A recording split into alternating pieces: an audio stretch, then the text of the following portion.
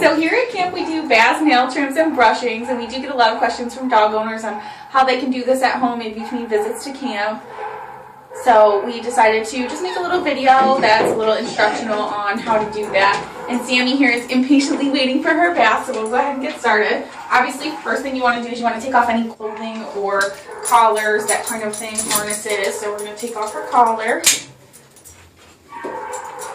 And then we're going to get her nice and wet. You want the water temperature to be warm, as if you were, taking a shower or a bath yourself. You don't want it to be any hotter than a person can handle. So you want to just test it on your arm a little bit.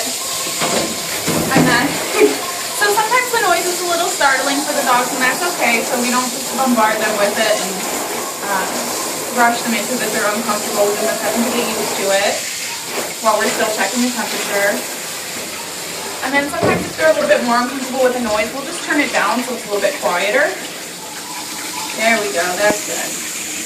Okay, so then you want to just sort of touch them where you're going to start with the water, at the top of their back there, and just with your hand follow along where you're going to be wetting them down. It helps them not be as startled when the water actually hits them if they know that some kind of touch is coming. So you want to get all around their tail, pretty much just get them all wet all over. And then when you get up to their head and their neck, you want to avoid getting their ears, or their nose wet. So what I will do is I tilt up their head, and I just start actually out behind their ears, and just sort of gently bring the water up above it just a little bit. How do you do that? Situated. It's important that if you have an elevated tub that they're secured into it, because if they jump out, they can definitely slip and fall, and you don't want that to happen. All right. Good girl, Sammy. Good job.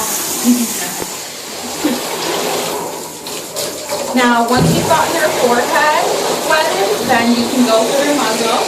Some dogs are less cooperative with this than others. She seems like someone who's going to fight it a lot, actually. So what I'm going to do, instead of actually spraying the sides of her face, is I'm going to wet down this cloth, and I'm just going to rub it on the sides of her nose, and that way she's not getting more uncomfortable, but she's still getting it wet so that we can then shampoo it.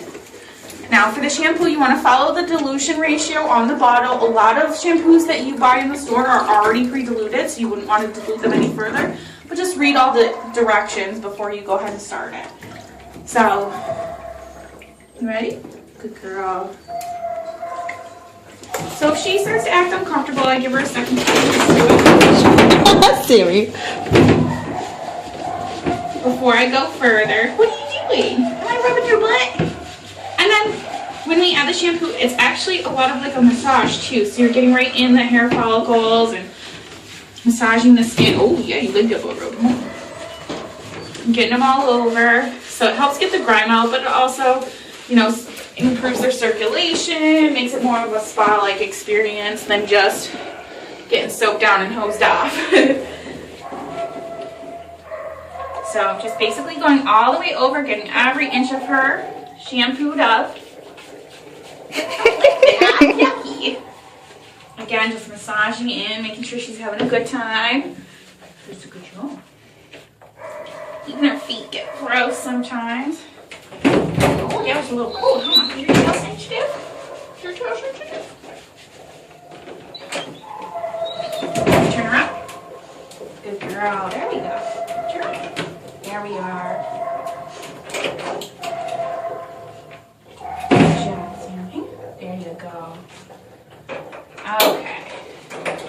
So she's getting a little fidgety, so we're going to try to hurry it up a little bit for her just so she gets more uncomfortable. We're able to finish it pretty closely to when she's hit her limit, basically.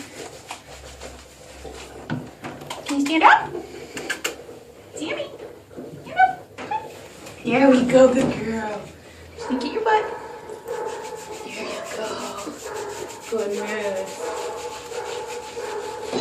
Now, she's actually been having a little bit of trouble transitioning with her food, so that may be something that is why she's sensitive around her back end being touched and stuff like that. So that's something that, you know, it's good to know and it's good to take into account.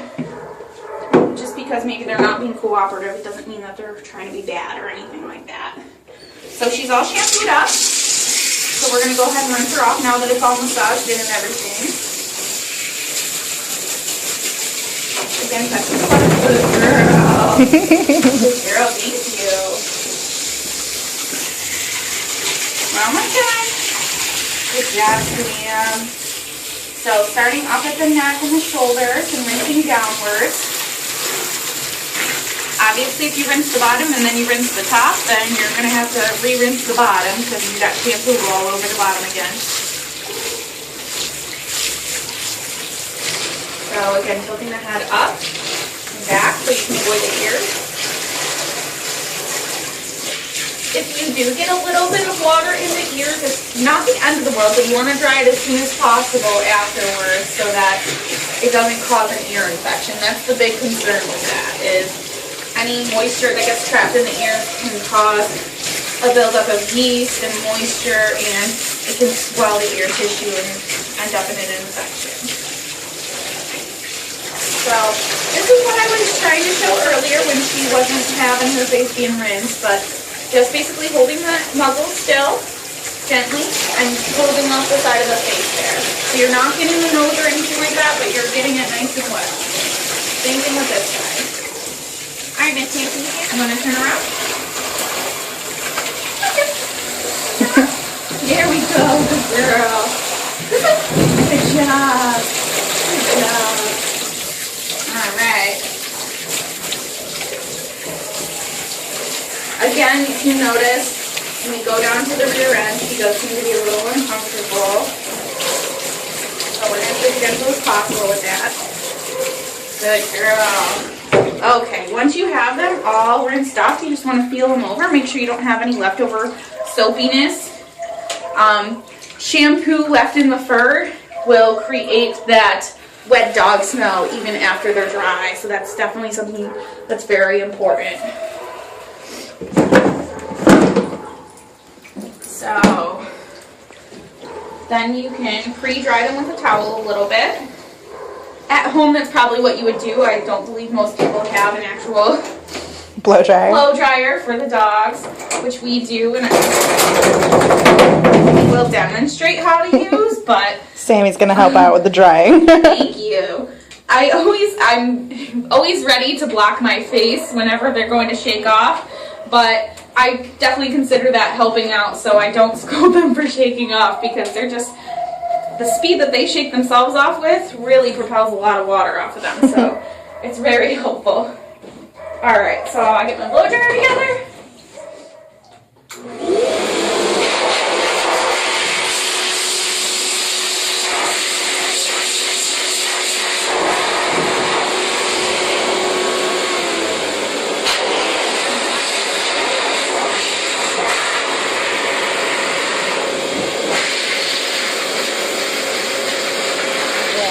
Not a fan.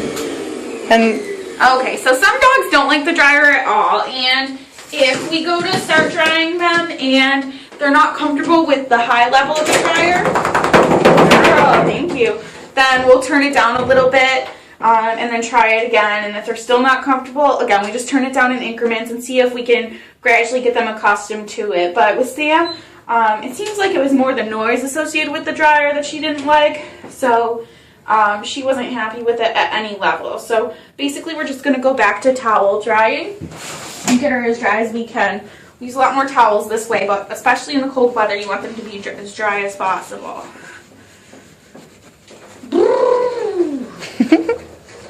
Yeah, there we go. There we go.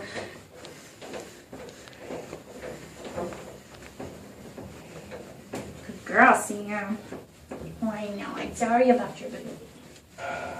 Now at this point, it's not really necessary that they stay in the tub any longer, so you can take them out of the tub to finish drying them on the ground, which sometimes are much more helpful about being dried once they're on the ground. You don't ever want them to be able to jump from a height like this on their own, so it's more of a guided onto the ground like that, or with the use of a ramp or steps or something like that. So now we're going to dry her a little bit more. You ready, Sam? Are you ready? Yay!